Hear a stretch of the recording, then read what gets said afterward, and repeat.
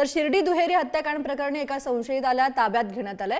2 साईबाबा संस्थांच्या कर्मचाऱ्यांची वेगवेगळ्या ठिकाणी हत्या करण्यात आली आहे। चाकोरी शिवा ठिकाणी एकाची तर करडोबा नगर मध्ये दुसऱ्या कर्मचाऱ्याची हत्या करण्यात आली आहे। साई मंदिरातील कर्मचारी सुभाष घोडे आणि सुरक्षा रक्षक नितीन शेजूळ यांची हत्या करण्यात आली आहे। कृष्णा दहेरकर हा नागरिकही यामध्ये गंभीर जखमी झालाय। शिर्डी दुहेरी हत्याकांड प्रकरणातील गुन्हेगारांची ही ओळख पटली आहे। आरोपी किरण सदापुले पोलिसांच्या ताब्यात आहे, तर राजू माळी मात्र अद्यापही फरार आहे। तर शिर्डीतील दुहेरी हत्याकांडासंदर्भातील महत्त्वाच्या अपडेट्स आपण बघतोय।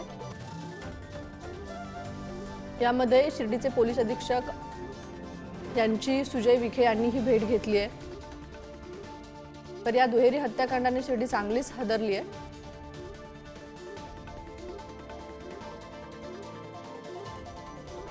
तर शिर्डीतून महत्त्वाची अपडेट आपण बघतोय की या शिर्डी दुहेरी हत्याकांड प्रकरणी एका संशयिताला ताब्यात घेण्यात आलंय।